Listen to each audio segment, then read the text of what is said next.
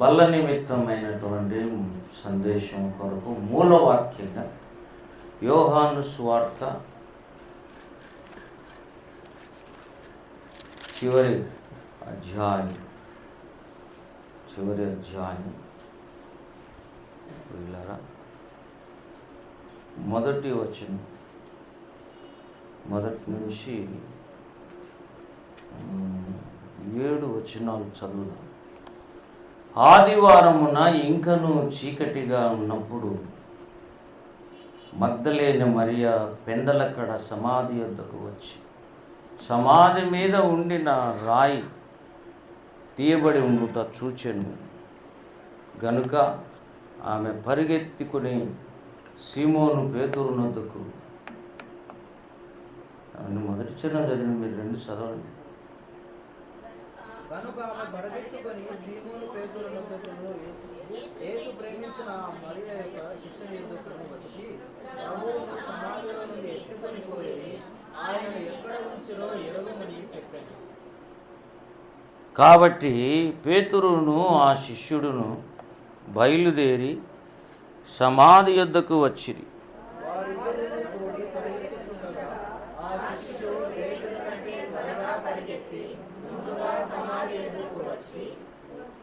వంగి నారబట్టలు పడినట చూచెను గాని అతడు సమాధిలో ప్రవేశింపలేదు.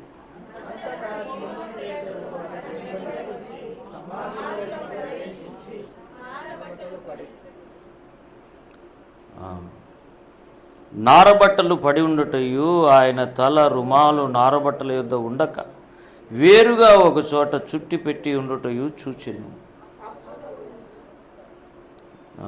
7 వరకేనే. సరే, ప్రార్థన చేద్దాం. తలలోంచి కళ్ళు మూసుకొని వాక్యం నిమిత్తం యేసయ్య మరి సహాయం కొరకు ఎదురు చూద్దాం. మనమందరం కూడా దేవుని వైపు మన కనులెత్తి ఆత్మీయ నేత్రాలెత్తి ప్రభువా నాతో మాట్లాడు. ఇది అసలు సిసలైన సందేశం. ఇదే గనక లేకపోతే పరలోకము భూమి ఐక్యతలేకి రాదు. ఇలా సమస్తమును ఐక్యపరచడానికి దేవుడు వాడుకొనిన అద్భుతమైన ఈవెంట్ పేరే పునరుద్ధానం.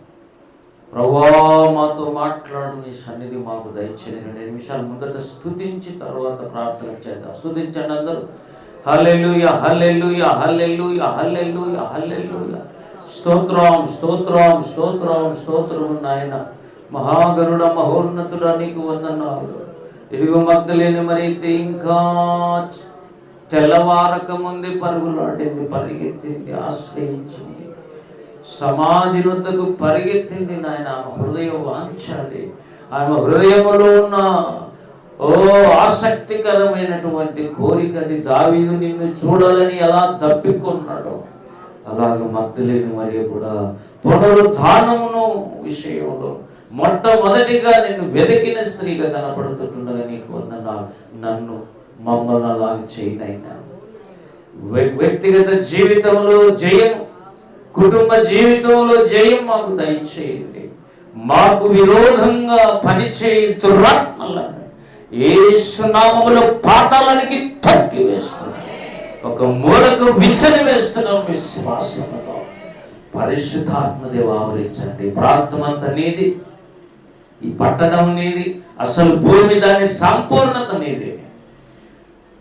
సముద్రం మీద కాలు, భూమి మీద కాలు పెట్టిన మహాశక్తివంతుడు, బలవంతుడైన దేవుడు నీకు స్తోత్ర. మరణము యొక్క, పాతాళ లోకం యొక్క తాళం చెవులు నా స్వాధీనములు ఉన్నాయని ప్రకటించిన విజయశీలుడా నీకు స్తోత్రం చెల్లిస్తున్నా. విజయ గీతకం మేము పాడుతున్నాం ప్రభువా. ఈ దినం అనేకులు రావాల్సి ఉంటుండగా నడిపించండి. పునరుద్ధాన ప్రత్యక్షత గ్రహింపు మాకు దయచండి. ఇంకా లోతుకు నడిపించండి. ఎన్నడూ మర్చిపోలేనంత ప్రత్యక్షత స్పష్టముగా మాకు దయచేయండి నాయన.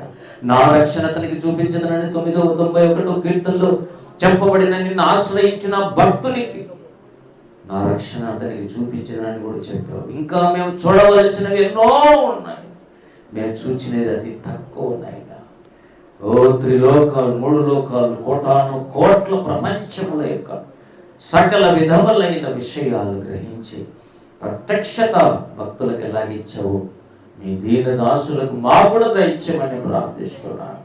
ఈ దినం నీతో ఆనందించే భాగ్యం మాకు దయచి నీ రక్తములో మమ్మల్ని నుంచి లేపండి, దయ చూపించండి. మా సొంత జ్ఞానం, మనస్సు పనికిరాని స్థితిగతులు యేసులో పెరిగి వేస్తున్నాం. యేసు పరిశుద్ధ నామమున బట్టి అడుగుతున్నాము తండ్రి, ఆమేన్. ఆమేన్. పిల్లరా, ఈ దినం 2 అంశాలు మరలా ధ్యానం చేద్దాం. గతంలో ధ్యానం చేశాము కానీ చాలా అంశాలు ఉన్నాయి. పునరుత్థానం శిలువ మీద ఎన్ని ఉన్నాయి, అంతకంటే మించిన అంశాలు పునరుత్థానం మీద ఉన్నాయి. ఎందుకంటే యేసు ప్రభు శిలువ మరణం ఎంత ముఖ్యమో అంతే ముఖ్యం తిరిగి లేవటం కూడా. హల్లెలూయా. పాత నిబంధనలో ప్రారంభం నుంచి ఈ విషయాన్ని చెబుతూనే ఉన్నాడు. ఆయన నీ తల మీద కొట్టును, నీవు ఆయన మడిమె మీద కరుస్తావు లేదా అని ఆ 3:15 ఆదికాండం 3:15 ఒకసారి చదవండి దయచేసి, నాకు హెల్ప్ఫుల్గా ఉంటుంది. నాకు సహాయం చేయండి ఎవరైనా దయచేసి. ఎవరైనా చదవండి ధైర్యవంతులుగా, ధైర్యంగా. ఇక్కడే సాధన చేయాలి మనం అన్ని విషయాలు. మరియు నీకును స్త్రీకిని నీ సంతానమునకును బాగా గమనించాలా. ఏం కలగజేసను? వైరం అంటే శత్రుత్వం, విరోధ భావం, ఎనిమిటి. దేవుడే కలిగించాడు. భూమి మీద 2 రకములైన పోరాటం లేదా 2 రాజ్యాల మధ్య పోరాటం నిత్యము జరుగుతూ ఉంది. అది నీకును స్త్రీకిని, అలాగే నీ సంతానమునకును స్త్రీ సంతానమునకును వైరము కలుగజేసాడు. దేవుడు కలుగజేశాడా లేదా వైరం? మీరు చెప్పండి. దేవుని రాజ్యానికి సాతాను రాజ్యానికి శత్రుత్వం ఎవరు కలుగజేశారు? మనం కలుగజేసుకున్నామా? దేవుడే కలుగజేశాడు. వెలుగుకు చీకటికి, ఇక్కడ వినమ్మా, వెలుగు చీకటికి శత్రుత్వం ఉంది, విశ్వాసికి అవిశ్వాసికి శత్రుత్వం ఉంది కదా అన్నాడు కొరింథీ పత్రికలో. విశ్వాసికి అవిశ్వాసికి ఏమండి ఏమి పొత్తు? వాళ్ళు విజ్జోడుగుగా ఉండకూడదు, కలిసి తిరగడానికి వీలే. కాబట్టి కొంపదీసి భర్త భార్య ఒకరు విశ్వాసి ఒకరు అవిశ్వాసానికి ఆ ఇంట్లోకి శత్రుత్వం కలిగజేసింది ఎవరు అసలు? అందుకే దేవుడు ఏమన్నాడంటే, ఇశ్రాయేలీలలో ఎవడైనా ఇశ్రాయేలీల కుమార్తెనే పెళ్లి చేసుకోవాలి అంటే అర్థం విశ్వాసి, దేవుని నమ్మినవాడు, యేసు ప్రభువుని అంగీకరించినవాడు, జన్మ కర్మ పాపాలు కడుక్కున్నవాడు, అటువంటి బిడ్డనే పెళ్లి చేసుకోవాలి. అప్పుడు విశ్వాసులు ఇద్దరు కాడెద్దులు జతాయి చేను బీడాయి అని ఒక సామెత ఉంది. కాడెద్దులు జత అయితే చేను బీడవుతుంది. అంటే సరైన మ్యాచింగ్ ఉండాలి. అన్ని విషయంలో మ్యాచింగ్ మాట్లాడతావు కదా. కొంతమంది తల నుంచి అరికాల వరకు ఒకటే డ్రెస్ వేసుకుంటే నేను చిన్నప్పటి నుంచి చూస్తున్నా. కాలేజీలలో, ఈవెన్ చర్చెస్లో కొంతమంది మినిస్టర్స్, కొంతమంది అదొక పిచ్చి. మన మాజీ ముఖ్యమంత్రి, మన కాదు తమిళనాడు మాజీ ముఖ్యమంత్రి ఎవరు? జయలలిత. జయలలితకు చాలా పెద్ద ఇల్లు ఒకటి, ఆ ఇంట్లో అంతా చెప్పులే ఉంటాయి. ఏముంటాయి? చెప్పులే. అంత పిచ్చి ఆమెకు, అంత ఆశ. చనిపోయిన తర్వాత ఆ ఇల్లు ఓపెన్ చేసి చూస్తే అసలు ఎన్ని వెరైటీస్ ఉన్నాయి చెప్పులు. అలాగ పిచ్చి. కొంతమంది పెన్నులు పిచ్చి. మీకు తెలియదు, నాకు పెన్నులు పిచ్చి. ఈ పొద్దు చెప్తున్నా చూడు, నేను చిన్నప్పటి నుంచి మా ఇంట్లో ట్రంక్ పెట్టెలు ఉండే, ఇనపై కదా ఆ కాలం. నాకు ఒక పెట్టె ఉండే, ఆ పెట్టెలో మళ్ళీ సైడ్ ఒకటి బాక్స్ ఉంటుంది. అదే స్త్రీలు అయితే దాన్ని గాజులకు వాడుకుందరు, నేను దానికి వాడుకోలే. పెన్నులకు వాడిన అవి పుట్టిన పెన్నులు ఎక్కడెక్కడ దొరికినవి. క్యాప్ దొరికితే అది రాసేది ఒకటి ఉంటుంది, రాసేది దొరికితే అది క్యాప్ వేరేది ఉంటుంది.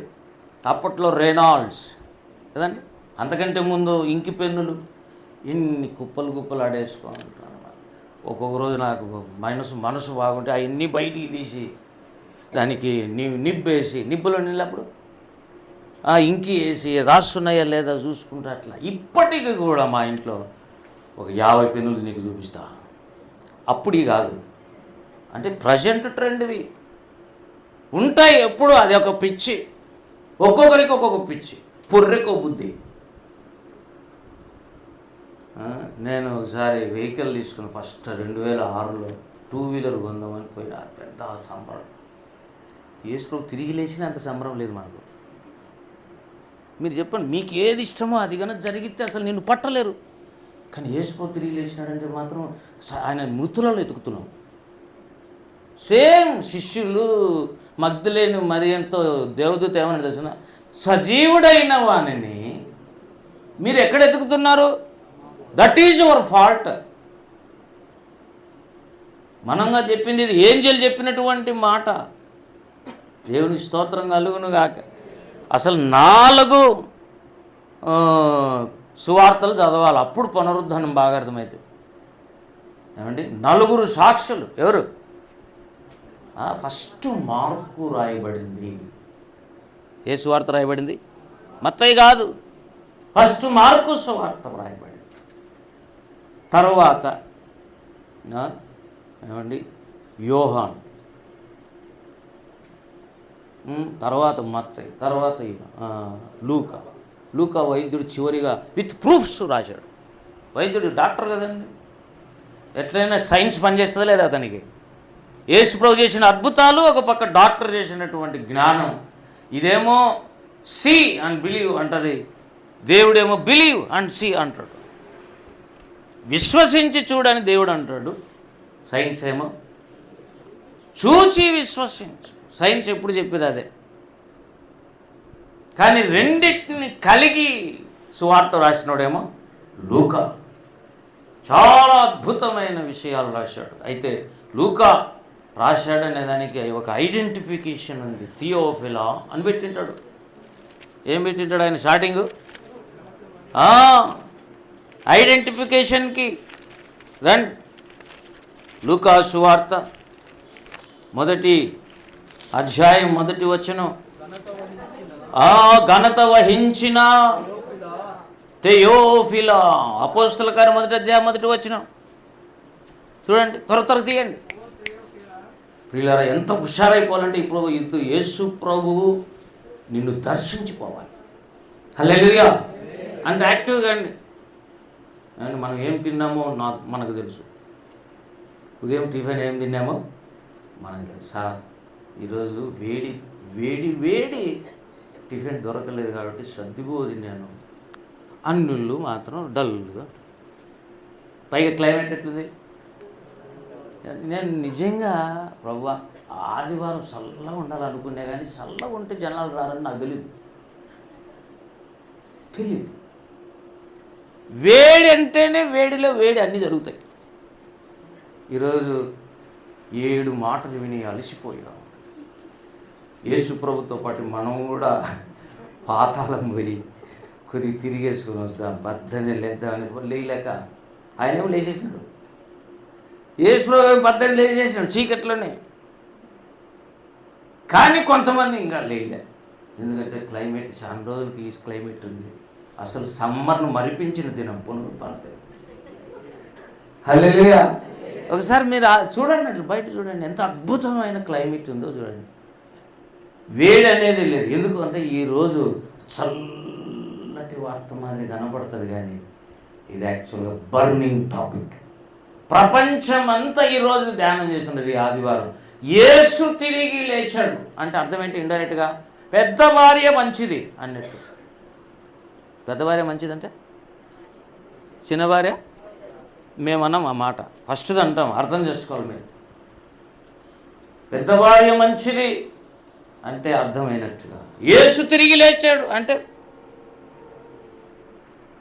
చాలామంది సమాధికి పరిమితి అయిపోయారని అర్థం. సమాధికి పరిమితి అయిపోయారు, కానీ యేసు ఒక్కడే ఆయన చెప్పినట్టు తిరిగి ఆయన చెప్పాడు.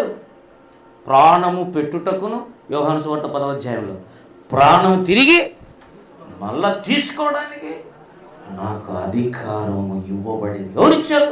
దేవుడిచ్చాడు. అంటే ఈ ప్రశ్నలన్నీ పరలోకంలో జరిగాయి. నేను ప్రాణం ఇస్తాను, సరే బాగుంది.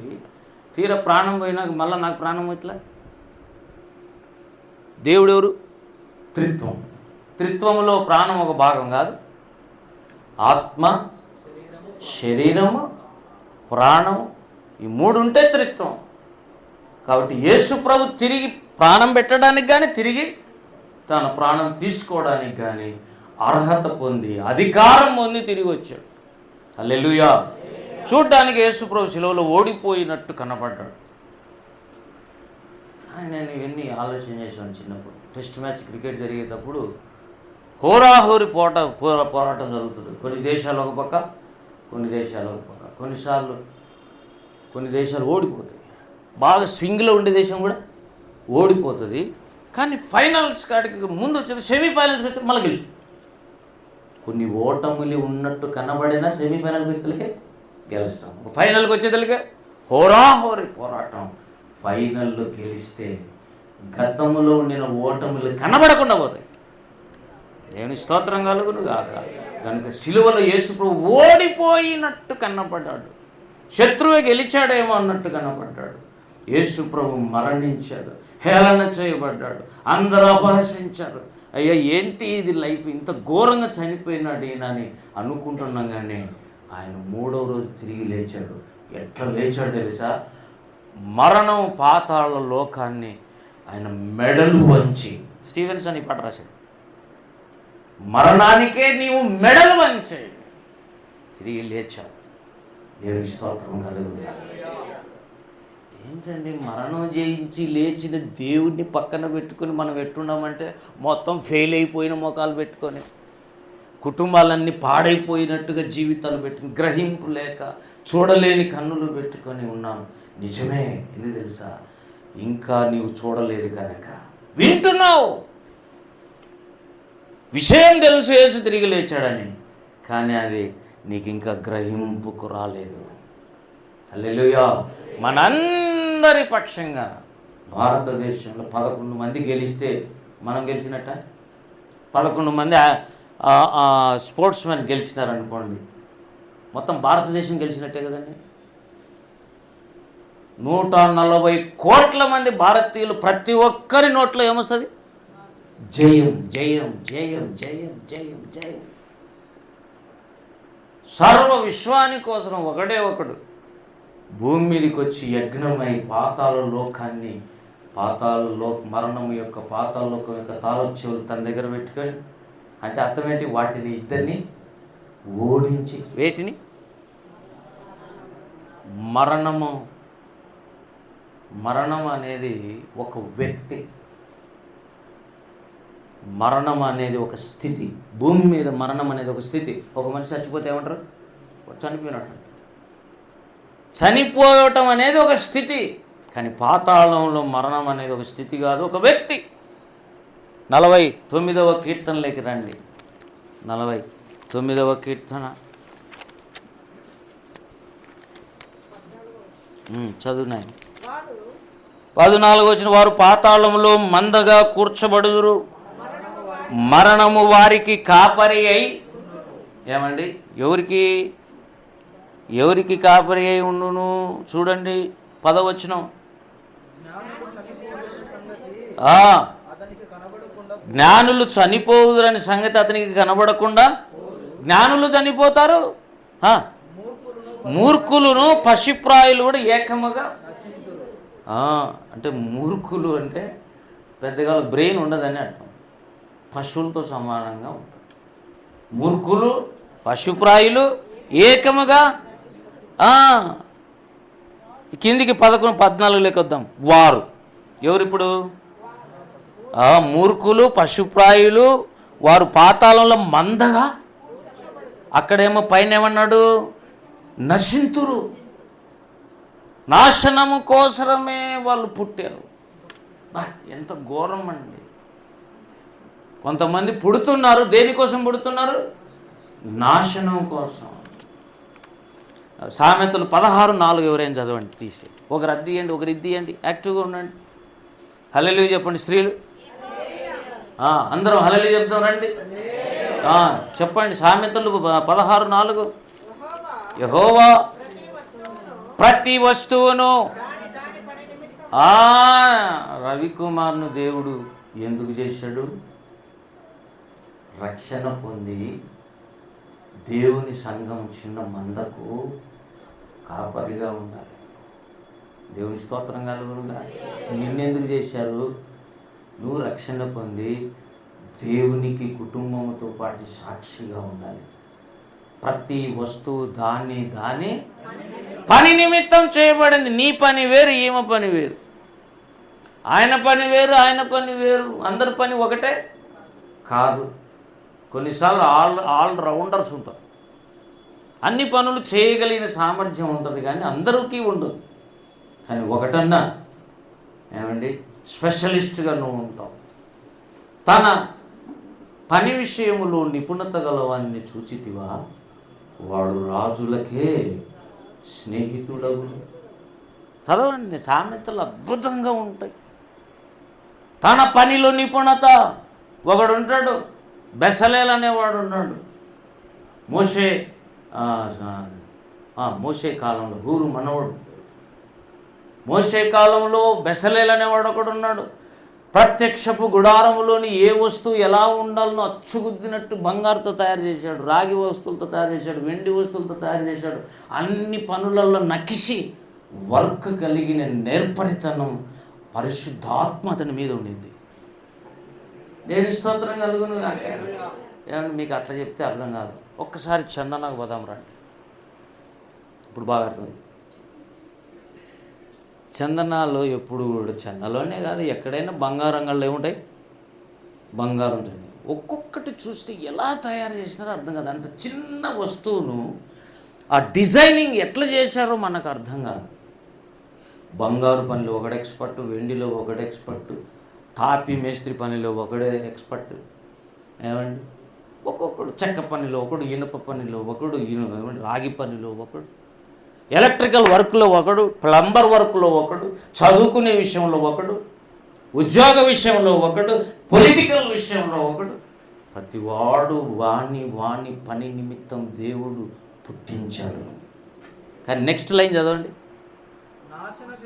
నాశన దినం ఒకటి ఉంది, దానికోసం మాత్రం టోటల్గా ఒక గ్రూప్ని తయారు చేశాడు దేవుడు. వాళ్ళు ఒక్కొక్కరు ఒక్కొక్క పని కోసం కాదు, బాగా వాళ్ళను కూడా వాడుకుంటాడు. ఎలా? భక్తిహీనతను బట్టి వాళ్ళు అనుకుంటారట, రే వాడిని చంపుదాం, పొంచి దాచి ఉందాం, టైం వచ్చినప్పుడు వేసేద్దాం. వాడు దాంట్లో నేర్పది. తెలుసా, మేము చిన్నప్పుడు ఒక మాట వినేవాళ్ళం. 100 రూపాయలు ఇస్తే నరహత్య చేసేదానికి వెనుకోవడం. 100 రూపాయల కూలికి 100 రూపీస్కి నరహత్య చేయడానికి మా ఏరియాలో తక్కువగా ఎన్నికంజ వేరన్నమాట. 100 రూపాయలు ఇస్తారు కూలి, చంపుకొని వస్తాం.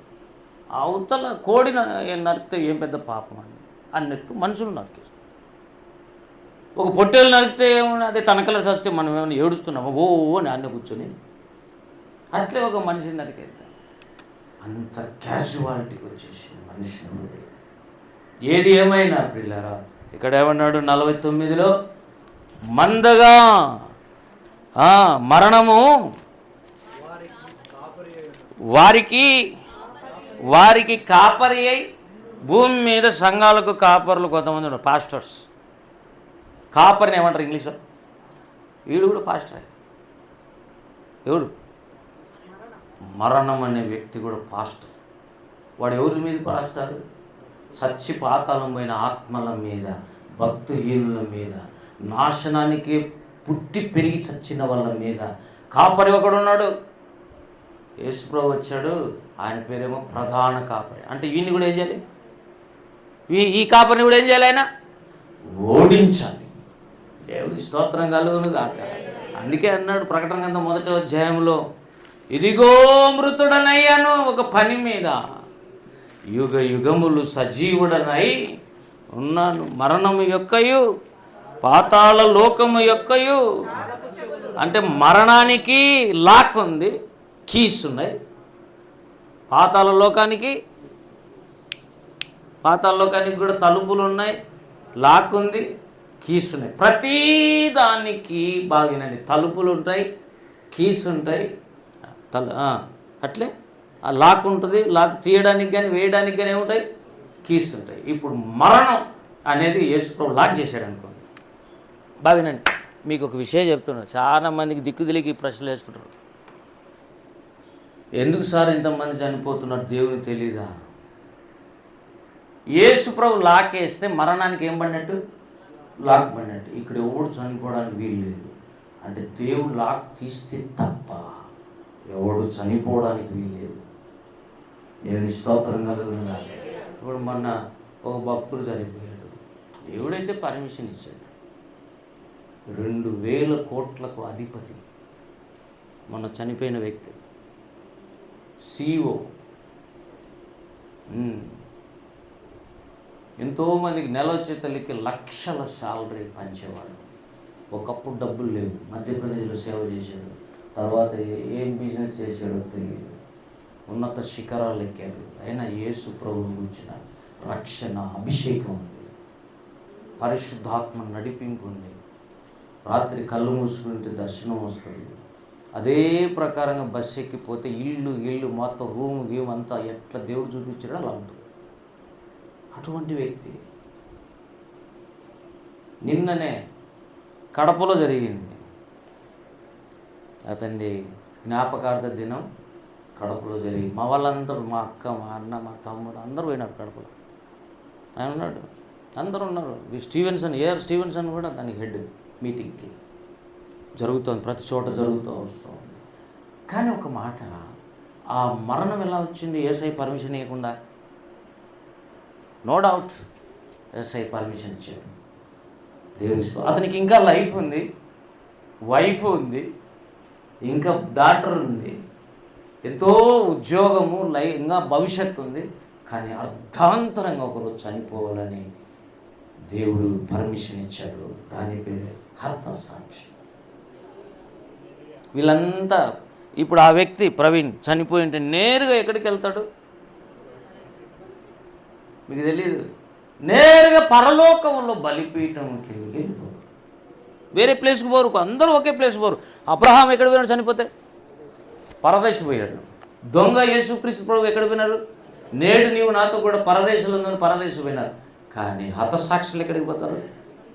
బలిపీఠము కిందికి వెళ్ళిపోతారు. వాళ్ళు ఆత్మలుగా అక్కడ ఉంటారు. మళ్ళా దేవుడు పునరుద్ధానం అనే అంశము ద్వారా త్రిత్వముగా వాళ్ళని చేస్తాడు. బావినండి, అంటే ఆత్మలుగా అక్కడికి వెళ్ళారా లేదా చూడండి. అన్ని ప్రకటనలు 6వ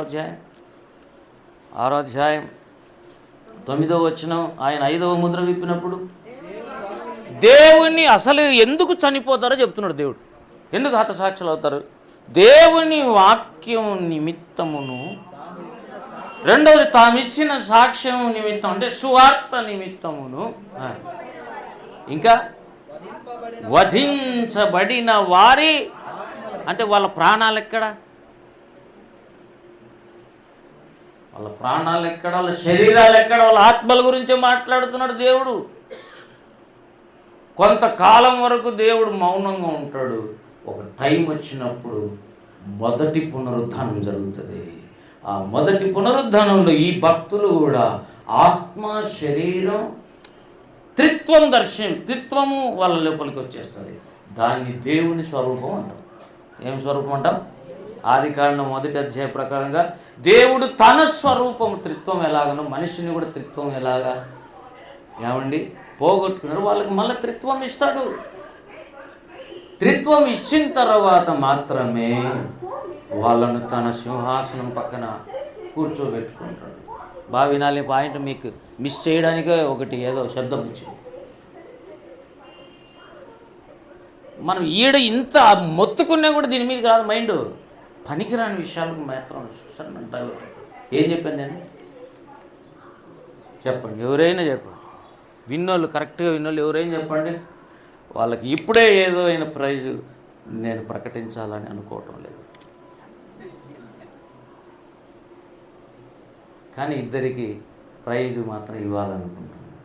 40 దినాలు ప్రార్థనలో ఎక్కువ గంటలు వచ్చిన ఇద్దరు పేర్లు నా దగ్గర ఉన్నాయి, నా మనసులో ఉన్నాయి. నేను నా భార్య చెప్పలే, ఎవరు చెప్పలే, వాళ్ళిద్దరికీ నేను ప్రైజ్ ఇవ్వాలనుకున్నాను. తర్వాత ఇస్తాను కాదు, దేవుని స్తోత్రం కలుగును కాక.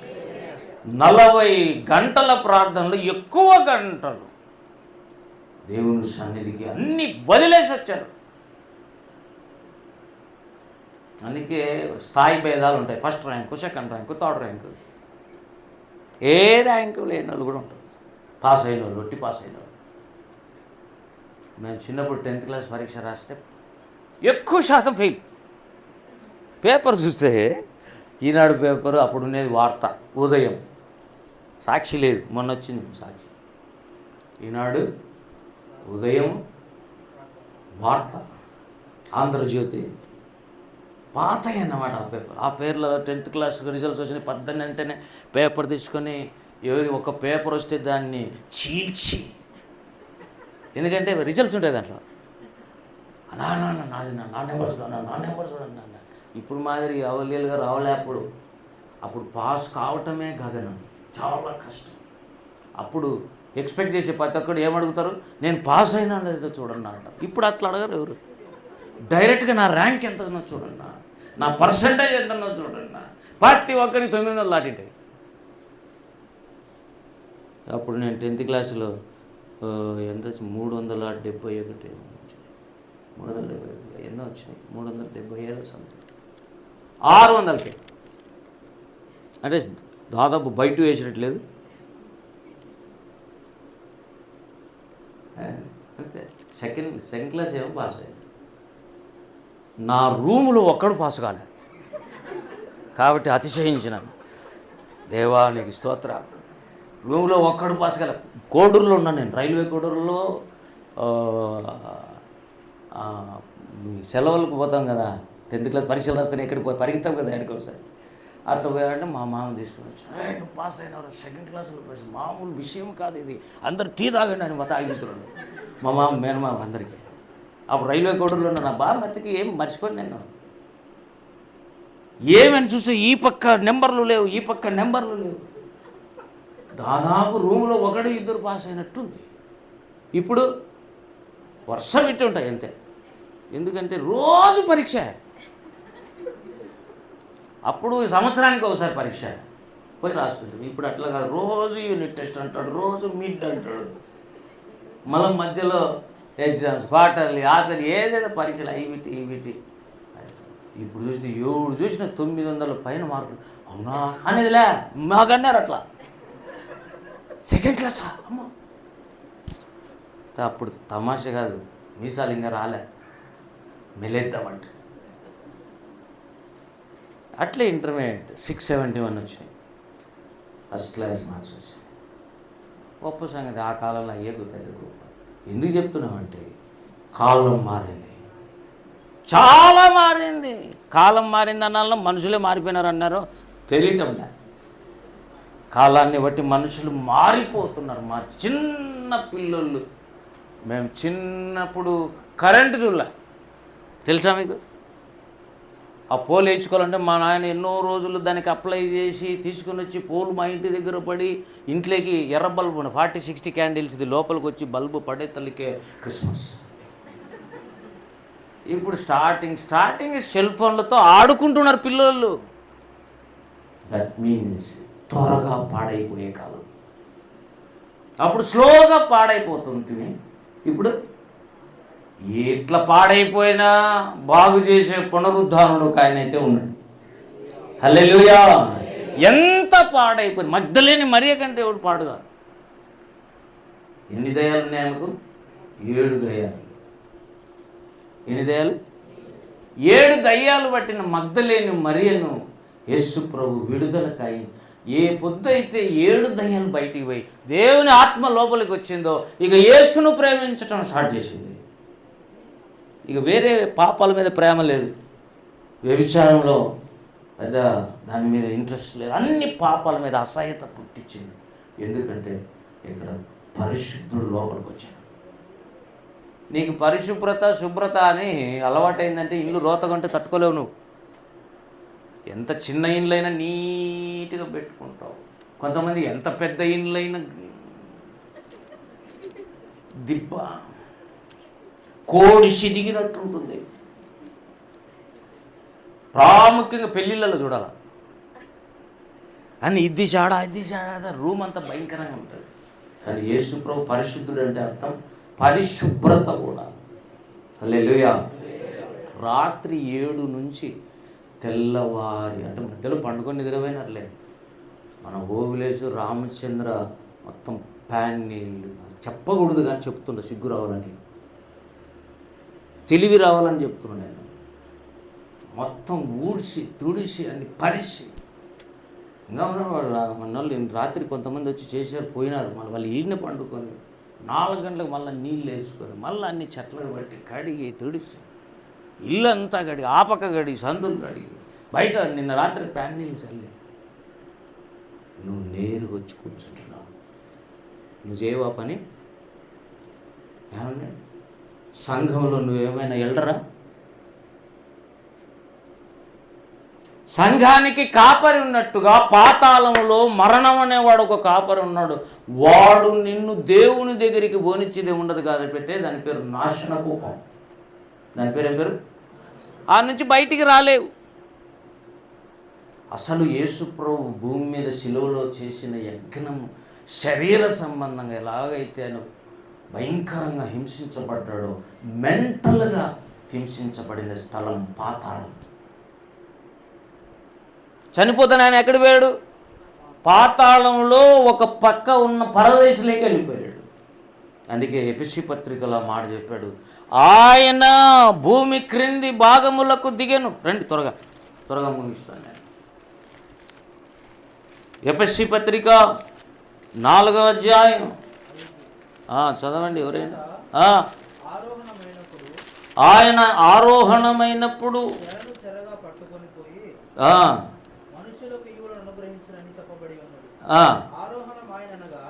9 ఆరోహణం ఆయన అంటే అర్థం పైకి ఎక్కటము అంటే అర్థం ముందు కిందికి దిగటం అని అర్థం. అది అర్థమవుతుందా?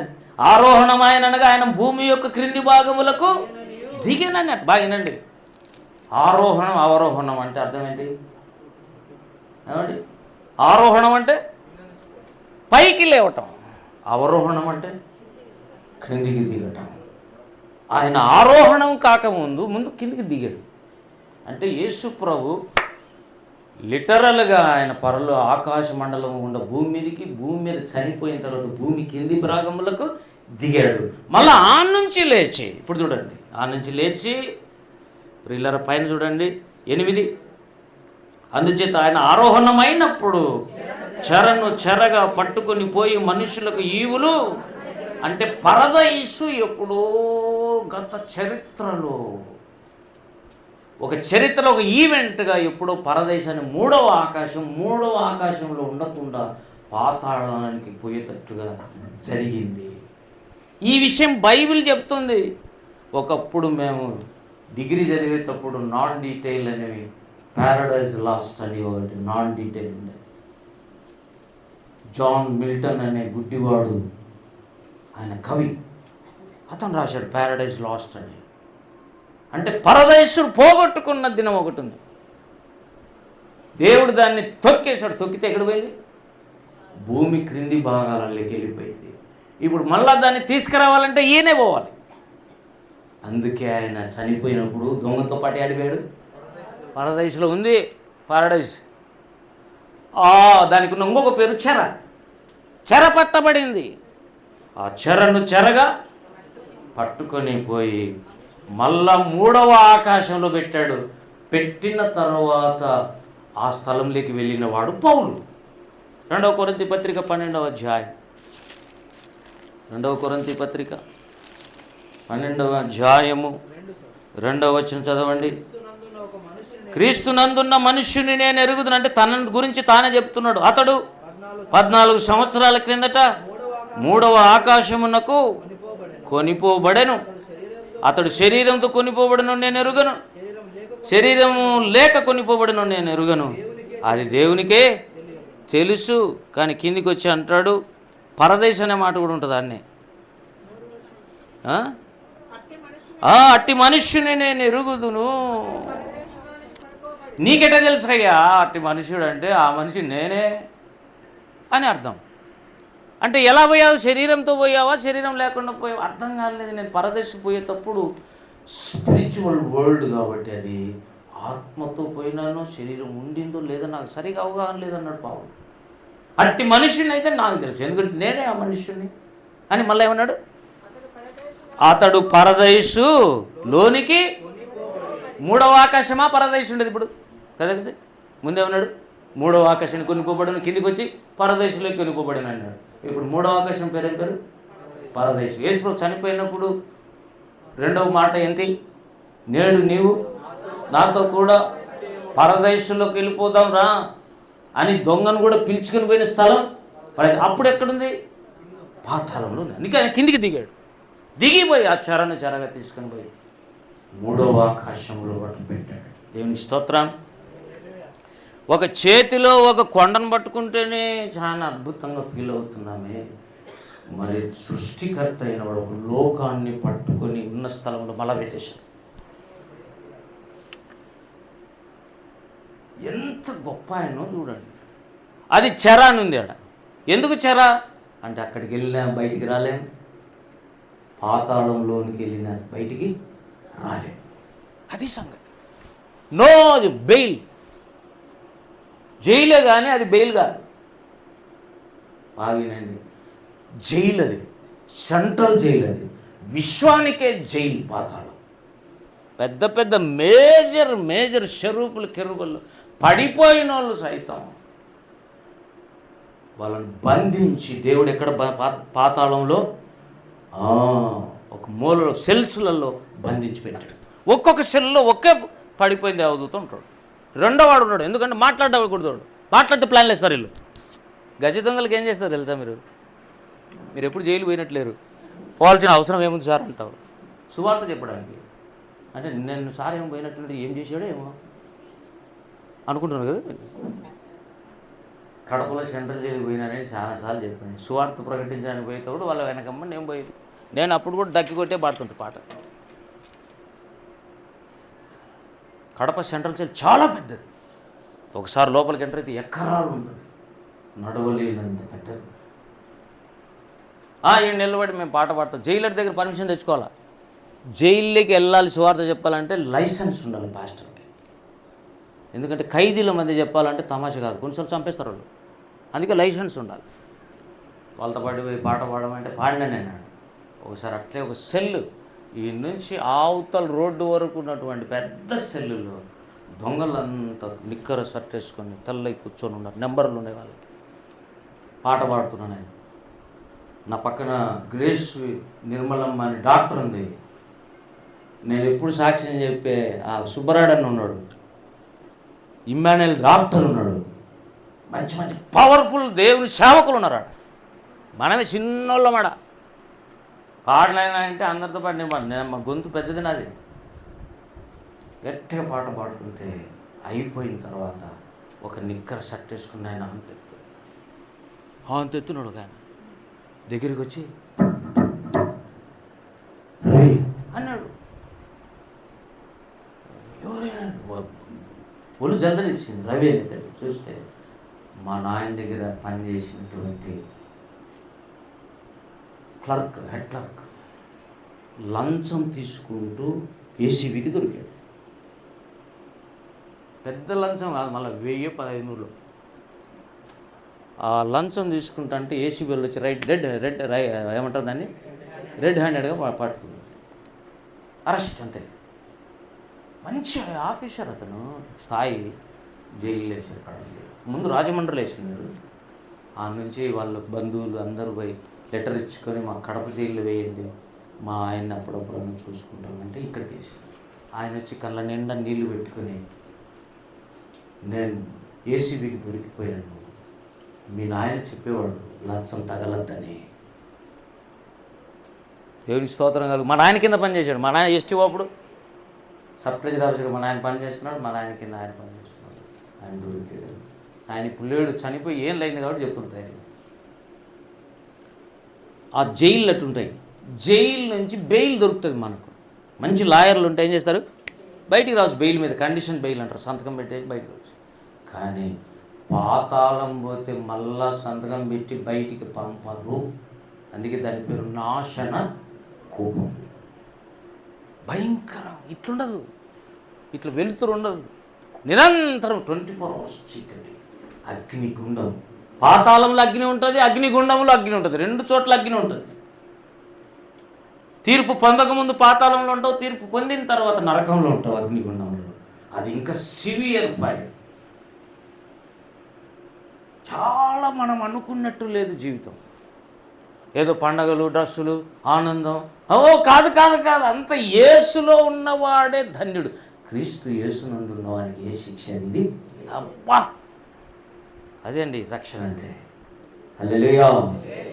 నువ్వు యేసు ప్రభు దగ్గరికి వచ్చి హృదయం అంతటితో, 99% కాదు, హృదయం అంతటి 100% ప్రభా నేను పాపిని ప్రభా అన్నవాడు క్షమించబడి ఉంటే వానికంటే ధన్యుడు ఇంకొకటి లేవు. ఎవని యగములు క్షమించబడిన వాడే ధన్యుడు. ధన్యుడు ఎవడు ఈ జగమునందు. ఎవరు రాశారు పాట? రంజితన్ రాశాడు. ఈ జగంలో ధన్యుడు ఎవడో తెలుసా? ఎవని పాపాలు క్షమించబడ్డాయో వాడు రియల్గా బ్లెస్డ్ పర్సన్. మనకు ఉద్యోగం ఉండొచ్చు, ఉద్యోగం కాదు, పెళ్ళిగా ఉండొచ్చు, భార్య ఉండొచ్చు, మిద్దె ఉండొచ్చు, గుడిసె ఉండొచ్చు, అసలు ఏమి లేకుండా ప్లాట్ఫామ్ మీద ఉండొచ్చు. మేము చిన్నప్పుడు చదువుకునేటప్పుడు ప్లీడర్స్ ఉంటారు కదా, ఏమంటారు, లాయర్. అప్పుడు ప్లీడర్స్ అంటుంటారు, లాయర్ అంటారు ఎక్కువ. ప్లీడర్ కోర్టు దగ్గర, కోర్టులు పెద్ద పెద్ద బంగ్లాలు ఏమి ఉండవు. వాళ్ళు ఎడంటే ఆడుంటారు పాపం. చెట్టు కింద ప్లీడర్ అనే ఒక సామెత, ఎడైనా దొరుకుతారు పాపం. అయితే వాళ్ళకున్న పవర్స్ వేరు. దేవుని స్తోత్రం కలుగుగా. వాళ్ళు అనుకుంటే ఎవరినైనా ఆర్గ్యూ చేసి ఇరికిచ్చేస్తారు. అయితే సరైన ఎవిడెన్స్ ఉండాలి పిల్లరా. కాబట్టి మనం జ్ఞాపకం చేసుకోవాలి. ఈ దినము యేసుక్రీస్తు పునరుద్ధానం గురించి మాట్లాడుతున్నాను. ఇక 5-10 నిమిషాలు నేను ముగిస్తా.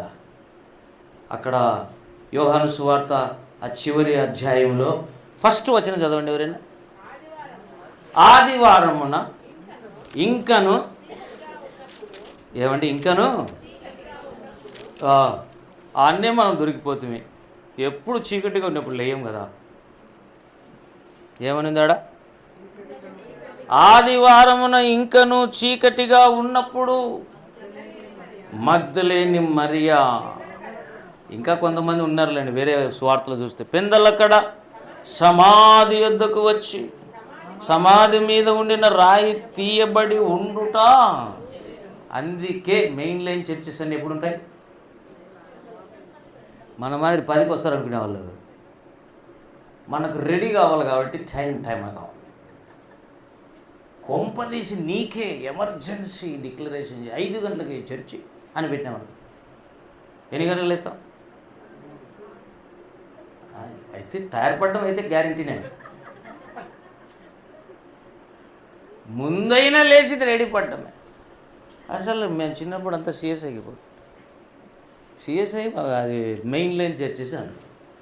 5 గంటలకే చర్చి ఉండే వాళ్ళకి. అంటే ఎన్ని గంటలు వేయాలి? ఎప్పుడో ముందు లేచి స్నానం చేసి రెడీ పడి 5 గంటలకు వచ్చేస్తారు. 5 నుంచి 7 వరకు ఒక సర్వీస్, అది అయిపోతానే 7 గంటలకు ఇంటికి వెళ్ళిపోతారు. ఇక 7 నుంచి సాయంత్రం వరకు పండగ. ఏంటి అది అండి పండగ అంటే? ఇట్లా కాదు, 10కి వచ్చి 1:30 వరకు ఇక్కడే ఉండి ఇక్కడ ఏదో అంత తిని ఇంటికి పోయి పండుగ. ఏం పండుగ సార్ అది? ఇప్పుడు చూడుకున్న సిఎస్ఐలో ఫస్ట్ సర్వీసెస్ అయిపోయింటాయి అప్పుడే 5 గంటలకి. ఎందుకు మా కోపరం ఉన్నాడు, ఎన్ని గంటలకన్నా చర్చ? ఏం బ్రదర్ మేము 5కే వెళ్ళిపోయి వచ్చేసాము మేము. అవునన్నా, మీరు మగ్దలేని మరియలు. ఎవరు మీరు? యేసు ప్రభుని ఎక్కువగా ప్రేమించిన ఆ స్త్రీ రాత్రి అంతా నిద్రపోలేదు. మీరు బాగా వినండి. శుక్రవారం సాయంత్రం యేసుప్రభు చనిపోతే ఆ రోజు రాత్రి నిద్ర లేదు, శనివారం రాత్రి నిద్ర లేదు, పగులు అసలు ఏ పని చేయబుద్ధి కావటం లేదు, అప్సెట్ అయిపోయారు, మనసు ఇక్కడో గాయం అయిపోయింది.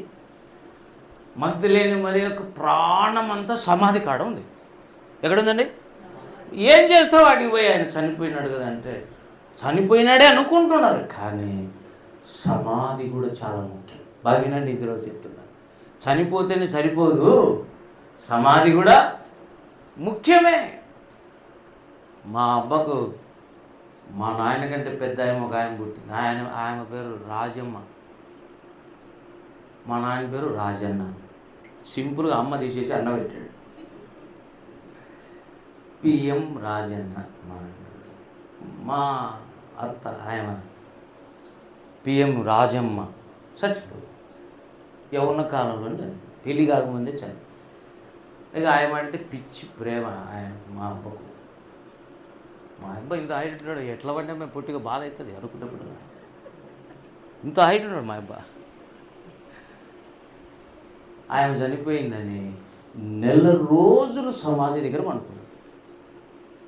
ఎంత పిచ్చి ప్రేమ చూడండి, ఎలా ఉంటుందో చూడండి. ఆయనకు రక్షణ ఉంది, 50 సార్లు బైబిల్ చదివాడు, దేవుడు అంటే తెలుసు, చనిపోయినా కూడా దేవుడు తిరిగి మళ్ళీ ఇలా లేపుతాడని తెలుసు.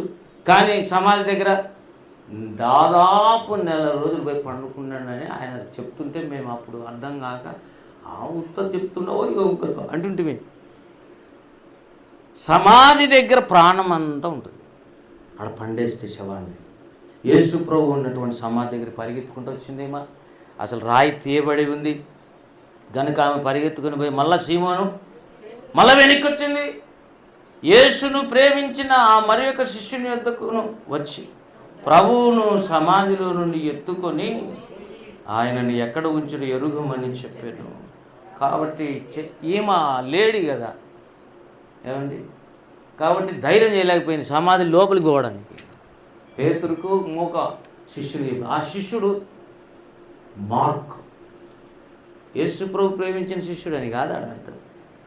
జాన్ మార్క్ అనే ఆయన ఒక ఆయన ఉన్నాడు, మార్కు పత్రిక రాసిన మార్కు. పేతురుకు చాలా దగ్గర ఉండేవాడు.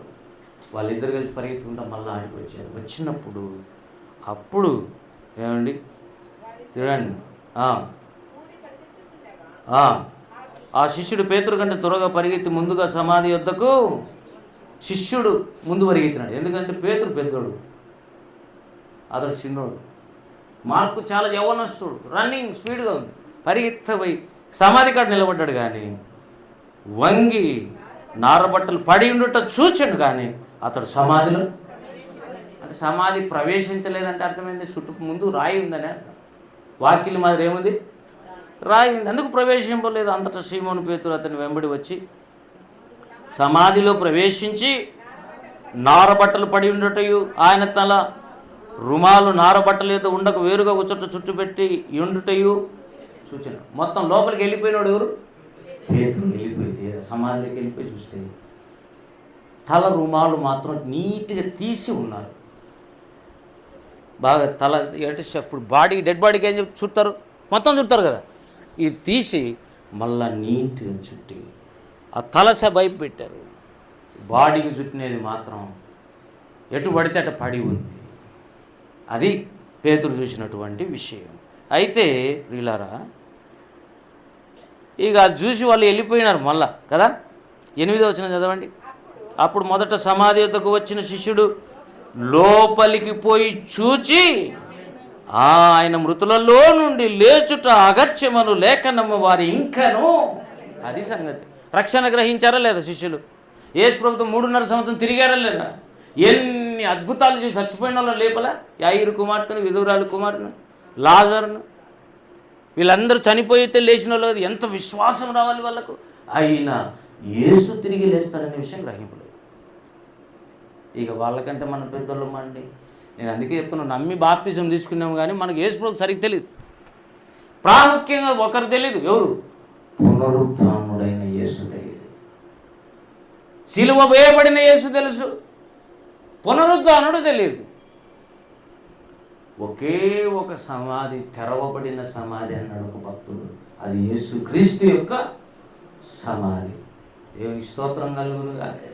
ఇప్పుడు అట్లా లేదు. అది జెరూసలేంలో యేసుప్రభు సమాధిని ఊరికి అట్లా కొట్టండి వచ్చేస్తుంది. అంత సిటీ మాదిరి అయిపోయింది. చర్చి ఉంది, పెద్ద చర్చి ఉంది అక్కడ, గొల్గొతా కొండగాడ చర్చి ఉంది. యేసుప్రభును అక్కడ కూర్చారు, ఆడ తిరిగి లేచాడు. ఆ తిరిగి లేవక ముందు పాతాళంలో ఎంతో పోరాటం జరిగింది. యేసుప్రభు లేస్తే ఇక పాతాళ లోకం అంతా ఆయన వశం అయిపోతుంది, ఓడిపోతుంది. కాబట్టి అందరూ కలిసి పోరాడారు. మరణం, సాతాను, ఘటసర్పం, పాతాళ లోకం, పడిపోయిన ఏంజల్స్, 1/3 ఆఫ్ ది పాపులేషన్ మొత్తం అందరూ యేసుప్రభు మీదకి దాడి చేస్తే భయంకరమైన వేదనలు యేసుప్రభు కలిగాయి. చూడండి అపోస్తుల కార్యాలు 2వ అధ్యాయం 24. మరణమాయన్ను బంధించి ఉంచుట. ఇప్పుడు ఏమవుతుందంటే యేసుప్రభుని బంధించి పాతాళంలోనే పెట్టుకోవాలని ఇలా ప్లాన్. బాగినండి పాతాళంలోనే. కానీ యేసుప్రభు వాళ్ళకి దొరకటం లేదు, గ్రిప్ దొరకటం లే. నా చేతికి ఆనందం పూసుకున్నాను అనుకోండి, నన్ను ఎవడన్నా పట్టుకుంటాడా? నా చేయి పట్టుకునేవాడు నీకు దొరుకుతాను నేను? గ్రిప్ దొరకలే. ఎందుకంటే పాపం ఆయనలో లేదు. యేసుప్రభుని పట్టుకోవాలని చూస్తున్నారు, జారిపోతున్నాడు. అందుకే ఆ మాట రాశాడు, మరణము ఆయనను బంధించటం ఇంపాసిబుల్. ఎందుకంటే యేసులో పాపము లేదు. హల్లెలూయా. ఇసుమంతోనే కూడా ఫెయిల్ అయ్యేవాడే. అందుకే మీరు బాగినండి, పండగలకు వచ్చేతలకి పస్కా పండుగ అంటే సిలువ. రెండవది, సిలువ వేయబడిన వాడు పులిసిన వ్యక్తి అయి ఉండకూడదు. బాగినండి, పులియని వాడై ఉండాలి, పులియని రొట్టెగా ఉండాలి. అపవిత్రత ఇసుమంతా కూడా ఆ రొట్టెలో, ఆయనలో అపవిత్రత చిన్నది కూడా ఉండకూడదు. అలా ఉండని వాడిని, పరిశుద్ధుని సిలువ వేయాలి. ఆయన పరిశుద్ధుడు అనేది ప్రూవ్ ఏంటి? తిరిగి లేయటం. ప్రథమ ఫలముగా 1 కొరింథీ 15వ అధ్యాయం, 1 కొరింథీ పత్రిక 15వ అధ్యాయము 20వ వచనం.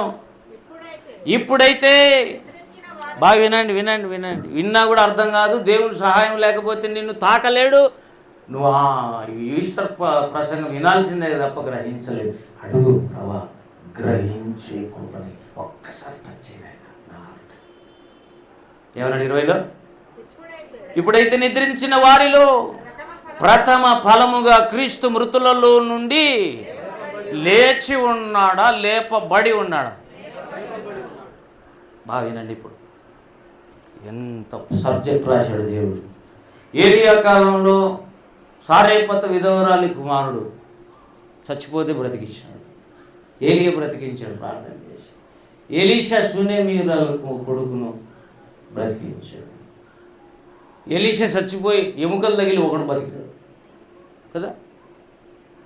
అట్లనే కొత్త నిబంధనలు చాలామంది బ్రతికారు. చాలామంది నిద్రించిన వారిలో ఏమండి లేచిన వాళ్ళు ఉన్నారు, కానీ ప్రథమ ఫలముగా లేపబడిన వాడు మాత్రం యేసుక్రీస్తు. ఎందుకు అని అంటే ఆయన ఆది సంభూతుడు. హల్లెలూయా. హెబ్రీ పత్రిక 1వ అధ్యాయంలోకి వస్తే కదా, హెబ్రీ పత్రిక 1వ అధ్యాయం 1వ అధ్యాయము 6వ వచనం. మరియు ఆయన భూలోకమునకు ఆది సంభూతుని మరలా రప్పించినప్పుడు. ఏమంటే యేసు ప్రభుకి ఏం పేరు తెలుసా? మనం యేసుక్రీస్తు అంటున్నాం. ఆయన పేరు ఏం పేరు? ఆది సంభూతుని మరలా రప్పించినప్పుడు దేవుని దూతలు అందరూ, బాగా చెప్పండి మాట, అంటే ఎంతమందిని దేవుడు యేసుక్రీస్తు ప్రభు ఏంజల్స్ని క్రియేట్ చేశాడో అన్ని కోట్ల మంది. ఇప్పుడు చెప్పండి, వాళ్ళు పడిపోయిన వాళ్ళు ఒక భాగం, పడిపోయిన వాళ్ళు ఒక భాగం. పడిపోయిన వాళ్ళు ఏమో 2/3 మెజారిటీ. వినండి, 2/3 మెజారిటీ. పడిపోయిన వాళ్ళు 1/3. 1/3 ఏంజల్స్ యేసు ప్రభువును నమస్కరించలే. బాగా వినాలి. యేసు ప్రభువును 1/3 of the angels, fallen angels ఉన్నారే, వాళ్ళు యేసు ప్రభువుకు వందనాలు చెప్పరు. అది పాయింట్. అందుకే ఇక్కడ నమస్కారం చెప్పాల్సి వస్తుంది వీళ్ళందరూ. చూడండి, అటు మళ్ళీ చదవండి. మరియు దేవుని దూతలందరూ ఆయనకు నమస్కారము.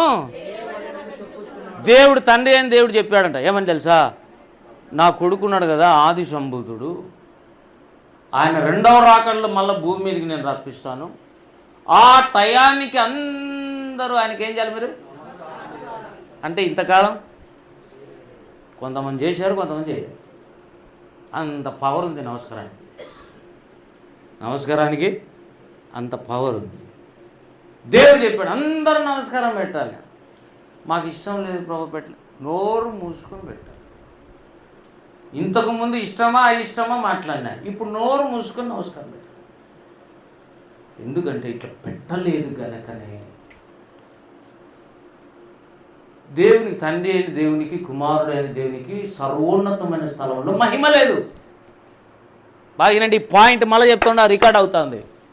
సర్వోన్నతమైన స్థలములలో దేవునికి అని ఎందుకన్నారంటే చాలామంది ఆయనకు రెస్పెక్ట్ ఇవ్వడం మానేశారు. దేవుడు ఏమనలేదు. కానీ ఒక టైం వచ్చింది. యేసు ప్రభు కొలస్సీ పత్రికలు 1వ అధ్యాయములో ఆయన అదృశ్య దేవుని స్వరూపి అయి ఉండి అని మాట్లాడాడు. 1వ అధ్యాయంలో ఆది సంభూతుని గురించి మాట్లాడాడు. ఆయన అది సర్వ సృష్టికి ఆయన ఎవరు? ఆది, సర్వ సృష్టికి ఆది సంభూతుడు ఆన్నే. 18 చివరిలో ఆయన ఆది అయి ఉండి మృతులలో నుండి లేచుటలో కూడా, అంటే చాలామంది లేచారు కానీ ఈయన ఆది సంభూతుడు, ఫస్ట్ లేచినవాడు, ఇండివిజువల్గా లేచినవాడు, అధికారం కలిగి లేచినవాడు, దేవుడు లేపినవాడు, దేవునికి కుమారుడు కనుక దేవుడే. కాబట్టి ఆయన ప్రథమ బలమయ్యాడు, జ్యేష్ఠుడయ్యాడు. దేవుని స్తోత్రం కలుగును గాక. అస్సలు మొత్తం బైబిల్ అంతా యేసయ్యదండి, దేవుని కాదు. దేవునికి పెద్ద ఇంట్రెస్ట్ లేదు. మీరు బాగా గమనిస్తే అన్నీ తెలుసు ఆయనకు. సర్వజ్ఞుడు ఎవరు? తండ్రి అయిన దేవుడు. ఇప్పుడు ప్రాబ్లం అంతా ఎవరిది? యేసు ప్రభుత్వ ఒక మెట్టు కిందికి దిగాడు కనుక చాలామంది హేళనగా మాట్లాడడం. నాకు ఆయన తెలుసు, దేవుని కుమారుడు తెలుసు. నేను రాయలసీమ కోఆర్డినేటర్ అయినాక చాలామంది ఇట్లే చేశారు. నాకు అన్న తెలుసు, గోఫీర్ అంటే డైరెక్ట్గా తెలుసు. అన్న దగ్గరికి పోయి మేము అభిషేకం ఇప్పించుకుంటాం, అన్న దగ్గరికి పోయి మేము మీటింగ్స్ మాట్లాడుకుంటాం, డేట్లు అడుగుతాం, నువ్వెవరికి కావాలి అని అవమానం చేశాడు. ఎవడెవడు నన్ను అవమానం చేసి అన్న దగ్గర పోయి తీసుకున్నారు, వాళ్ళు ఒక్కడు లేడు. ఇప్పుడు మినిస్ట్రీలోనే లేరు అసలు. కేర్ఫుల్. దేవుడు అందరికీ తెలుసు. దేవుడు అంటే అందరికీ ఇష్టం. ముస్లిమ్స్కు వాళ్ళు ఏమంటారు? అల్లా అనేది ఎవరిని? ఆ దేవుణ్ణి, ఇష్టమైన దేవుణ్ణి. కానీ ఆ అల్లాహ్ దిగి యేసుక్రీస్తు అయ్యాడని తెలియదు. ప్రాబ్లం అన్నీ. అందుకే ఆయన అందరికీ అర్థమయ్యేవాడు కాదు. దేవుని మర్మము. ఎవరైనా దేవుని మర్మం. ఆయన సృష్టిలో ఆది, మరణించి తిరిగి లేచుటలో ఆది, మళ్ళీ రెండవ రావటంలో ఆది. అసలు నేను ఒకసారి ఆది సంభూతుడు అని టాపిక్ పెట్టాను. టకటకటకు 7 పాయింట్లు దేవుడు చెప్తా రాసేసుకున్నాను. ఆది సంభూతుడు పుట్టాడు, ఆది సంభూతుడు ఏమంటే మరణించాడు, ఆది సంభూతుడు తిరిగి లేచాడు, ఆది సంభూతుడు పరలోకంలో ఇప్పుడు దేవుని కుడిపార్శ్వన ఉన్నాడు, ఆది సంభూతుడు మళ్ళీ తిరిగి రానై ఉన్నాడు.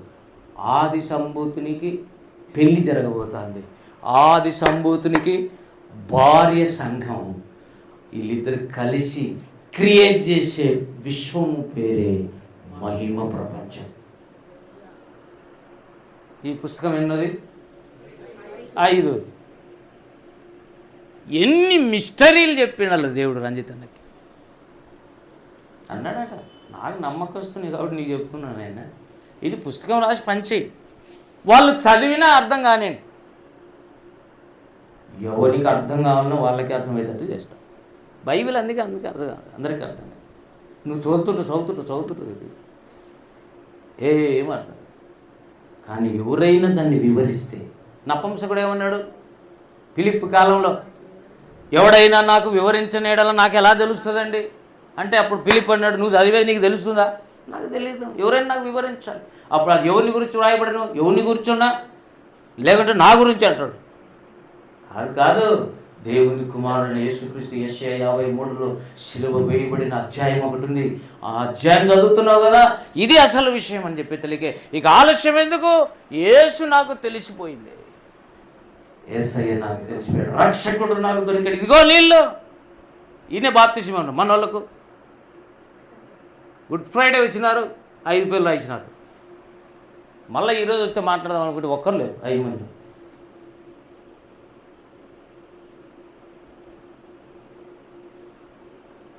నపుంసకునికి వేసిన పునాది ఎంత బలమైందో చూడు.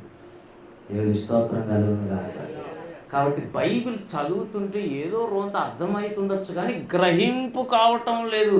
బట్ దేవునికి ఇష్టలు ఎవరు తెలుసా? గ్రహింపు కలిగిన వాళ్ళు.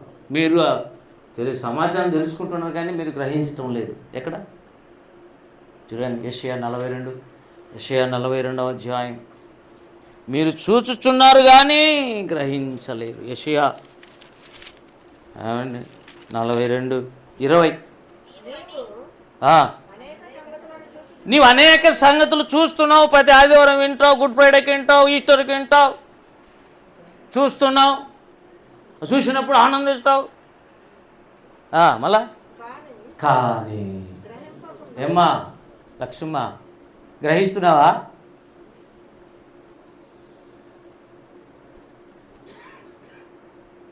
కొంతమంది వాక్యం వినమంటే దర్శనాలు చూస్తున్నారు, పరదర్శనం.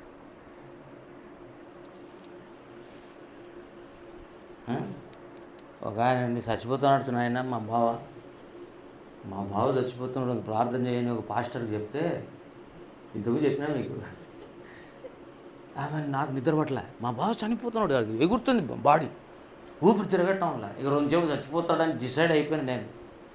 కానీ ఇది అంటే దేవుడు కృప చూపుతాడేమో తట్టుకోవాలి. ఒక పాస్టర్ చెప్తే, ఆ పాస్టర్ మంచి ధైర్యశాలి, విశ్వాసి, అల్లబడి కూర్చోడు. నేను సార్కి 11 గంటలకు పోయి చూసి నా ప్రార్థనలో ఉన్నాడు. ఆయన మరణంలో కొట్టుకులాడుతున్నాడు, ఈయనేమో ప్రార్థన చేస్తున్నాడు. 1 గంటకు అట్లా పోయినా నిద్రపోతున్నాడు. ఎవరు నిద్రపోయి ఎట్లుంటాడండి? అనండి, 1 గంట పోతే మేలుకునేటోళ్ళు ఎవడన్నా ఉండరా? మీరు చెప్పండి. కానీ ప్రార్థన చేయమని భంగపోయినా కాబట్టి ఏదో చేశాడు. 2 గంటలకు పోతే పూర్తి గురకలు వస్తున్నాయి. గురకలు తీస్తుంది అన్న, చచ్చిపోతున్నాడన్న, ప్రేర్ చేయి, ఉండన్నా, ఎంత మంచి దర్శనం చెడగొడుతుంది అంటే, నీ దర్శనం మీద బండబడ, మనిషి చచ్చిపోయి బండకిది పోతున్నాడు. ఎవరికి కావాలి నీ దర్శనం? ఎప్పుడు దర్శనం కావాలనో, ఎప్పుడు స్వరం కావాలో మనకి ఏం తెలియదండి. లోకంలో మాత్రం అన్ని తెలిసి ఎత్తు చేయడం. ఇక అంతే, తెల్లారిన 5 గంటలకు మా బాబు చనిపోయాడు. ఈయన నీకు ఏం చేయాలి, మన ప్రయత్నం మనం చేసాను, ప్రార్థన చేసాం. నిజమే, కొన్నిసార్లు మరణం మన వశం కాదు. ఎవరి వశం? యెహోవా వశం. దేవుని స్తోత్రం. అప్పుడు కూడా అంతే, మా బావ విషయంలో 5 మంది పాస్టర్లం 3 రోజులు ప్రార్థనలు చేసాం. దానిలో ఈశ్వరెడ్డి పాస్టర్ ఒకడు, సత్యరాజు అన్న ఒకడు, సుబ్బరాడన్న ఒకడు, సుబ్బరాడన్న కాదనుకుంటా, చార్లేస్ ఒకడు, నేను, మొత్తం 5 మంది మేము కూర్చొని చేసినాం. 5 మందిలో ఇప్పుడు ఈశ్వరెడ్డి పాస్టర్ యాక్సిడెంట్లో చనిపోయినాడు, లేడు ఆయన. ఎప్పుడు వస్తుందో మరణం తెలియదు. ఒక్కటి మాత్రం, దేవుడే దిగి వచ్చి నిన్ను ఇప్పుడు అడిగినాడు అనుకోండి, నీకేం కావాలన్నా, మిమ్మల్ని ఏం చెప్తారో నాకు తెలియదు. బహుశా ఒకరైనా చెప్పండి, మీ ఎదుటికి వచ్చి దేవుడు ప్రత్యక్షం ఏం కావాలంటే ఏం అడుగుతారు మీరు? 20,000 పట్టుచే కావాలంటారా? ఎందుకంటే మినిమం ఇప్పుడు 10,000, అందుకే 20,000 కడిపోయాను నేను. ఒకడు పెళ్ళిరా అంటే వాడు 7 లక్షలకు బట్టలు తెచ్చుకున్నాడట.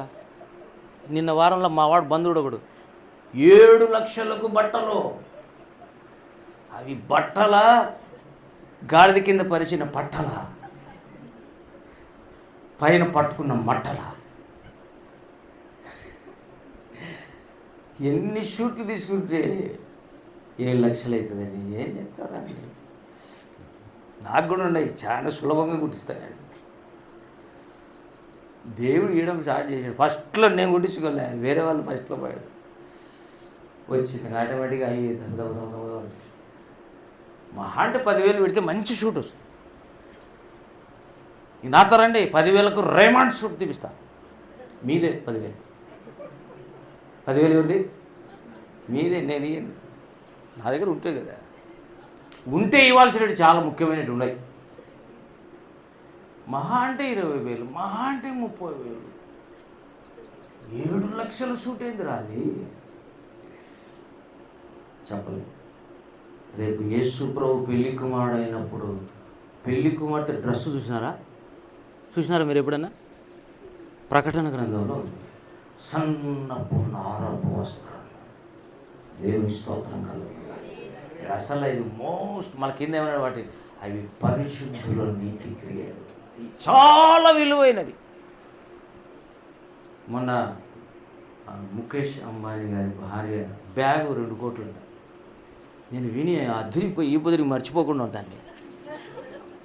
ఎట్లా చేసి ఉంటారు, దేంతో చేసి ఉంటారు, ఎంత విలువ పెట్టింటారు, ఈ ముత్యాల రత్నాల ఏటితో చేసి ఉంటే అంత కాస్ట్ లేదు. లేదు వజ్రాలే పొదిగినారా? ఒకవేళ వజ్రాలు పొదిగినా ఆ బ్యాగులో ఏముంటాయి? వజ్రాలు పొదిగితే లోపల వజ్రాలన్నా లేకపోతే ఒట్టి వేరేటి పెట్టుకుంటుందా? ఏదో మామూలు వస్తువులు పెట్టుకుంటుంది. ఎంతో విలువైనటువంటి. ఇంకొక ఆమె చీర కట్టించింది. ఎంత 5 కోట్లేమో అది. చీర ఎంత?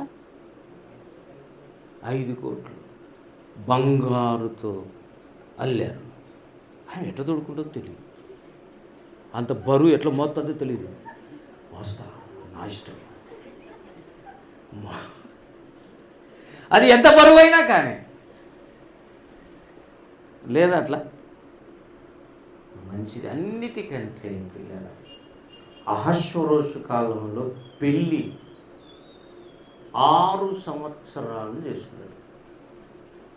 6 సంవత్సరాలు 6 నెలలు 6 నెలలు అంటే 180 రోజులు పెళ్ళి. ఇప్పుడు అయింటే కన్నా 180 పట్టు చీరలు సరిపోయిండు. ఎట్లా చూపించాలరా దొరకకుండా అకేషన్లని చదువుతున్నారు చాలామంది. పురుషులు ఎవరైనా అంతే, పురుషులు ఏం తక్కువేం కాదు. ఆయన చూడు ఈ దారి అంటాడు, ఏం చూడాలన్నా దారి ఏంటి అట్లా డ్రెస్సులు. 180 రోజులు పెళ్ళి అహశ్వరోషుది. అది అయిపోయినా కదా వస్తిని పిలిస్తే రాలేదని ఆమె పక్కకు తీసి ఎస్తేని చేసుకున్నాడు. ఆమెకు ఎన్ని రోజులు మేకప్? ఇట్లుండాలంటే మేకప్ అంటే మరి చిన్నది ఒకరోజు మాట్లాడుతుంటేనే బాధపడదు చాలామంది మేకప్ ఇష్టపడరు సహజంగా లేడీస్. ఎందుకంటే బాగున్నప్పుడే బాగుంటారు వాళ్ళు, మామూలుగా ఉన్నప్పుడే. ఆ మేకప్ చేసిన రోజు కొత్త ఫేస్ వస్తుంది. ఆ కొత్త ఫేస్కి తగినట్టు ఎండ వచ్చిందంటే అక్కడక్కడ వర్షం పడుతుంది. ఇక్కడేమో తెల్లది, ఇక్కడ వేసి ఎర్రది, మొత్తం అంతా బాడీ అంతా అట్లే. మేకప్ చేసుకోకుండా ఉండడమే మేలు. ఎండల కాలం అయితే ఒరిజినాలిటీ పోయి అంతా పోయి కలిపిలేదు. కానీ దేవుడు కూడా అలంకరణ ఇష్టపడతాడు పెళ్ళికి. ఎస్తేరుకి ఎన్ని రోజులు? 6 నెలలు ఎస్తేరును మేకప్ చేశాడు. ఆమెకేం పెద్ద ఇష్టం లేదు. ఆమె ఒకటే చెప్పింది, హేగే ఉన్నాడు కదా, నీ ఇష్టం, నువ్వు ఏం మేకప్ చేసుకుంటా చేసుకుంటా అంతే, నాకేం పెద్ద దాని మీద ఇష్టం లేదు. దేవుడు అనుకుంటే కృప పని చేస్తుంది, నేనే రాని అయిపోతా, లేకపోతే ఎంత చేసినా కాము కదా. అయినా అన్ని దేవుడు చేయించాడు. దేవుని స్తోత్రం కలుగును గాక. హల్లెలూయా. కనుక దేవుడు నిన్ను కూడా హేగే అనే పరిశుద్ధాత్మని యొక్క సాదృశ్యంలో ఎస్తేరును పెంచినట్టు నిన్ను పెంచుతున్నాడు సంఘంలో. ఆయనకి ఇష్టమైనట్టు మేకప్ చేసుకోవాలి, మనకిష్టమైనట్టు కాదు. సరే, ఏది ఏమైనా పిల్లలు నేను చెప్పి ముగిస్తున్న పాయింట్, ఆ మగ్దలేని మరి ఫస్ట్ చూచినటువంటి స్త్రీ. ఇంతమంది భక్తులు ఉన్నారు, అపోస్తలులు ఉన్నారు, ఎంతోమంది ఉన్నారు, 500 మంది ఉన్నారని 1 కొరింథీ 15లో అన్నాడు. కానీ ఫస్ట్ చూసిందంటే ఎవరు? చూడండి, ఆ మాట చదవండి. యోహాను ఆ ఆ ఆ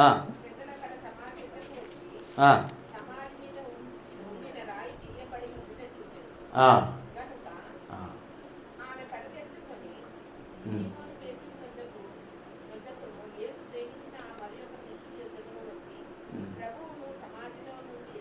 అది కాదు నేనేం చెప్పాను, చదవండి.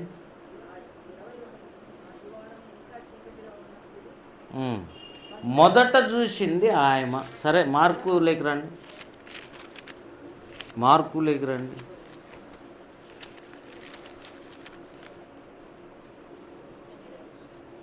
16:9 చదవండి.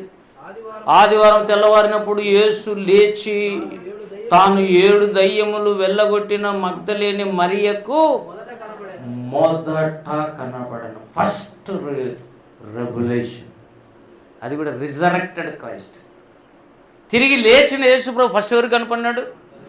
బహుగా ప్రేమించిన 12 మంది శిష్యులు కనపడలే, కానీ ఈమెకు కనపడినాడు. ఎందుకంటే ఈమెలో ఉన్నంత లవ్, అఫెక్షన్ ఎవరిలో టాప్లో ఉంది. ఈమె టాప్లో ఉంది అని ఇక్కడ బైబిల్ ఉంది కదా.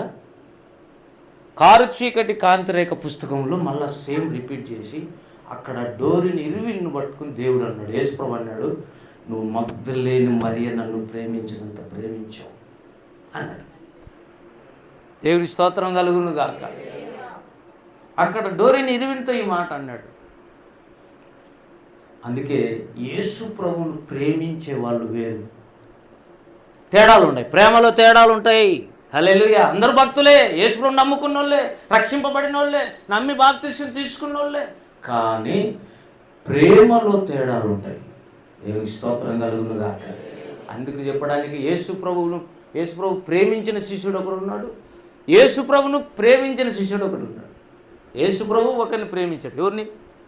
యోహాను. యేసు ప్రభువును బాగుగా ప్రేమించిన వాడు పేతురు.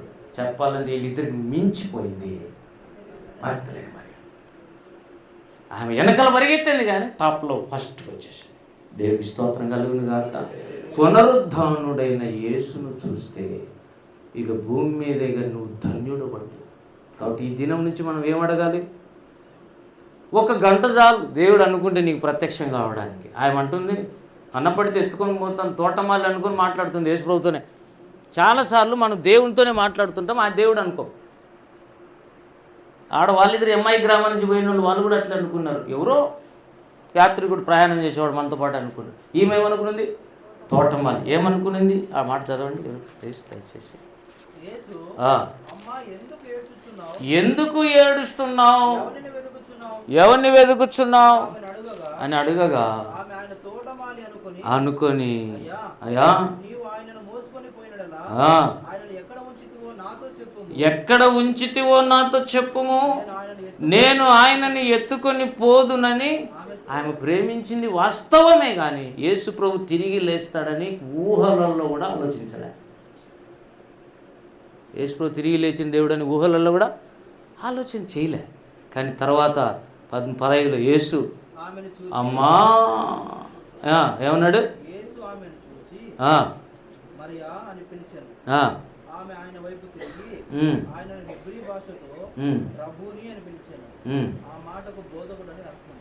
పైన చదువునండి, 15 చదువు.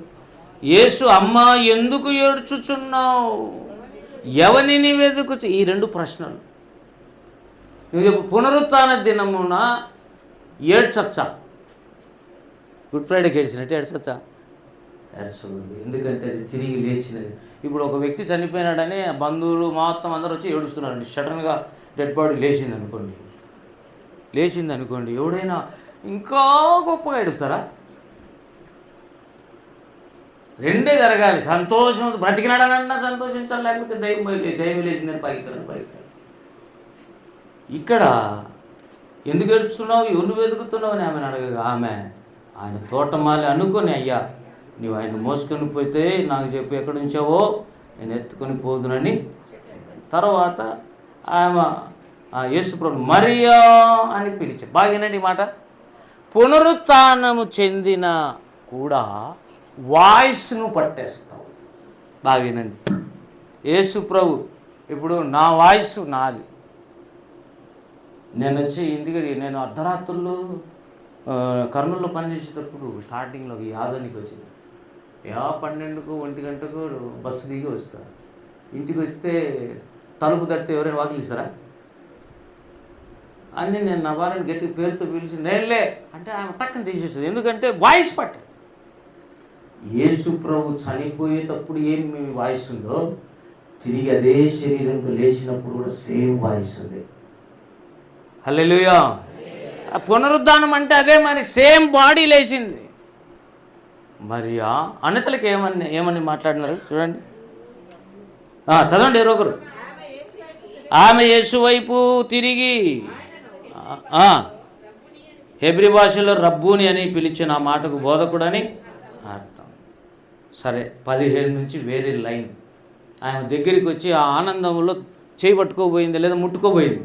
ఇమ్మీడియట్గా అంత ప్రేమించినా కూడా, మొదట ప్రత్యక్షత ఆమెకే ఇచ్చినా కూడా ఏమన్నాడు ఆమెతో, నేను ఇంకను తండ్రి యొద్దకు ఎక్కిపోలేదు గనుక ఏమవుతుంది ముట్టుకుంటే?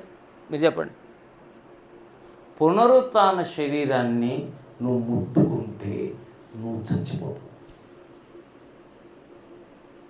పునరుత్థాన శరీరాన్ని ముట్టుకోకూడదు.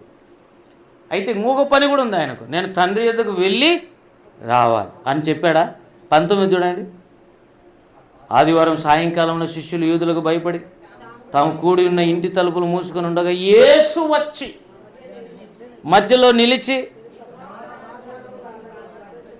అని అన్నాడు కదా. 25కి వచ్చేతలకి చూడండి. నేను ఆయన చేతులలో మేకులు గుర్తులు చూసి నా వేలు ఆ మేకులు గుర్తులు పెట్టి నా చెయ్యి ఆయన ప్రక్కలో ఉంచితేనే కానీ నమ్మనే అని తోమ అన్నాడు. ప్రియులారా, తండ్రి యొద్దకు పోయి తన రక్తమంతా ఆయనకు అప్పగించి నిత్యుడగు ఆత్మ ద్వారా అని హెబ్రీ 9:14 ఇక్కడ ఎంటర్ అవుతుంది. పరలోకం పోయి దేవుని దగ్గర నిర్దోషిగా కనపరుచుకొని రక్తంతో ఆయన దేవుని దగ్గర యాక్సెప్టబుల్ అంగీకరించబడి తిరిగి కిందికి వచ్చి మళ్ళా 26కి వచ్చేసరికి 8 రోజులైన తర్వాత ఆయన శిష్యులు మరలా లోపల ఉన్నప్పుడు తోమ వారితో కూడా ఇప్పుడు చూడండి, యేసు వచ్చి మధ్యలో నిలిచి మీకు సమాధానము. ఇప్పుడు చెప్పండి 27లో, నీ వేలు ఇటు చాచి నా చేతులు, నీ చెయ్యి చాచి నా ప్రక్కలో అంటే ముట్టమంటున్నాడా లేదా? బాగా వినండి. ఆమెతో అయితే ముట్టొద్దన్నాడు, అప్పుడు తండ్రి యొద్దకు పోలేదు. ఇప్పుడు పోయి వచ్చినాడు, ఇప్పుడు తోమతో ఏమంటున్నాడు? నువ్వు ముట్టచ్చు. అంటే పరలోకం వెళ్ళి చేయాల్సిన ఒక కార్యం చేసి దిగి వచ్చాడు. వచ్చి పైకి కిందికి పరలోకానికి భూమి మీదకి 40 days ఆయన భూమి మీదనే సంచరించి ఇష్టం వచ్చినప్పుడు పైకి భూమి మీద సంచరించాడు. ఎన్ని రోజులు సంచరించాడంటే అపోస్తుల కార్యం 1:3 ఆయన శ్రమ పడిన తరువాత 40 దినముల వరకు వాళ్ళు కనపడుతున్నాడు. హల్లెలూయా.